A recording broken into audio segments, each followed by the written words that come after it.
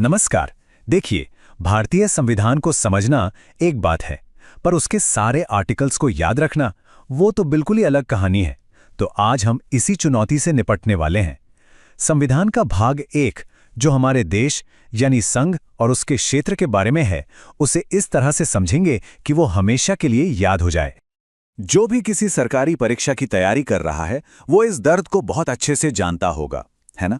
इतने सारे अनुच्छेद, इतनी सारी छोटी छोटी बातें, ये सच में एक जंग जैसी लगती है। ये सवाल तो सबके मन में आता है और हाँ, ये मुश्किल लगता भी है। हम अक्सर जरूरी बातें भूल जाते हैं, पर क्या हो अगर मैं कहूं कि इसका एक बहुत ही आसान तरीका है। तो चलिए इस मुश्किल को आसान बनाते हैं।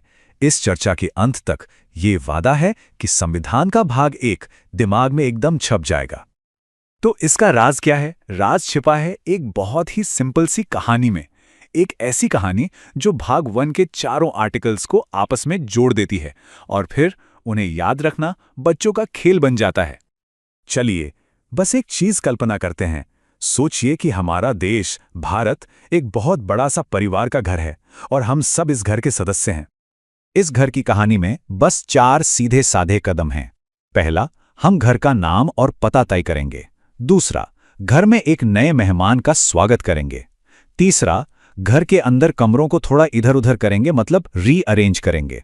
और चौथा, इन सारे बदलावों के लिए कुछ नियम बनाएंगे। बस यही 4 कदम हमें आर्टिकल 1 से 4 तक का सफर पूरा कराएंगे। ठीक है, तो अब गहराई में उतरते हैं, देखते हैं कि हमारी कहानी का हर एक कदम असल में किस आर्टिकल से जाकर जुड़ता है। शुरुआत करते हैं सबसे पहले आर्टिकल से, आर्टिकल 1। ये हमारे देश की सबसे बुनियादी पहचान बताता है, संघ और उसका क्षेत्र, यानी the union and it's territory. याद है हमारी कहानी का पहला कदम, घर का नाम और पता तय करना? बस आर्टिकल 1 बिल्कुल यही काम करता है। ये हमारे देश का नाम और उसके इलाके को साफ साफ बताता है। तो आर्टिकल 1 में 3 खास बातें हैं। पहली, ये देश का नाम बताता है, इंडिया यानी भारत। दूसरी, ये देश के प्रकार को बताता है, राज्यों का संघ या यूनियन ऑफ स्टेट्स। और तीसरी, ये बताता है कि भारत के क्षेत्र में क्या क्या शामिल है। और हाँ, ये जो शब्द है ना, राज्यों का संघ, ये बहुत जरूरी है। इस पर हम थोड़ी देर में वापस आएंगे। चलिए अब आगे बढ़ते हैं आर्टिकल 2 पर। यह है नए राज्यों के प्रवेश या स्थापना के बारे में। हमारी कहानी का दूसरा कदम क्या था? एक नए मेहमान का स्वागत करना। बस आर्टिकल 2 बिल्कुल यही है। जैसे हमारा परिवार किसी ऐसे सदस्य का स्वागत करे जो पहले घर का हिस्सा नहीं था।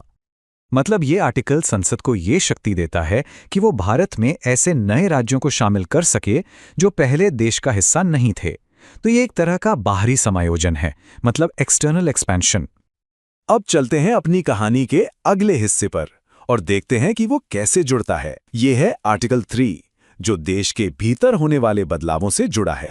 और ये हमारी कहानी के तीसरे कदम से बिल्कुल मेल खाता है, घर के अंदर के कमरों को फिर से व्यवस्थित करना। अगर आर्टिकल 2 बाहर से किसी को लाने के बारे में था, तो ये घर के अंदर ही फेरबदल करने जैसा है। ये आर्टिकल संसद को देश के अंदर ही राज्यों का नक्शा बदलने की ताकत देता है। मतलब संसद किसी राज्य से नया राज्य बना सकती है, किसी राज्य का एरिया बढ़ा या घटा सकती है, यहाँ तक कि उसकी सीमाएं या नाम भी बदल सकती है। ये पूरी तरह से एक आंतरिक पुनर्व्यवस्था है। तो यहाँ पर अक्सर कन्फ्यूजन होता है, इसलिए इन दोनों के बीच का फर्क समझना बहुत जरूरी है। आर्टिकल 2 है बाहरी समायोजन के लिए, मतलब बाहर से नए मेहमान को घर में लाना, जबकि आर्टिकल 3 है आंतरिक समायोजन के लिए, मतलब घर के अंदर ही कमरों का नक्शा बदलना। और अब आते हैं भाग 1 के आखिरी आर्टिकल पर, जो बताता है कि ये सारे बदलाव असल में होंगे कैसे। हमारी कहानी का ये आखिरी हिस्सा इसी के बारे में है। इन बदलावों के लिए नियम बनाना, मतलब घर में मेहमान को लाने या कमरों को बदलने के लिए नियम कानून क्या होंगे। ये आर्टिकल एक बहुत जरूरी बात साफ करता है कि आर्टिकल 2 और 3 के तहत होने वाले बदलावों के लिए संसद में बस एक साधारण बहुमत की जरूरत है। इसके लिए आर्टिकल 368 वाले मुश्किल संवैधानिक संशोधन की जरूरत नहीं है। और इससे क्या होता है, पूरी प्रक्रिया बहुत लचीली और आसान बन जाती है। अच्छा, याद है हमने शुरू में राज्यों का संघ वाली बात की थी? चलिए अब उस पे वापस आते हैं और समझते हैं कि संविधान भारत को ऐसा क्यों कहता है।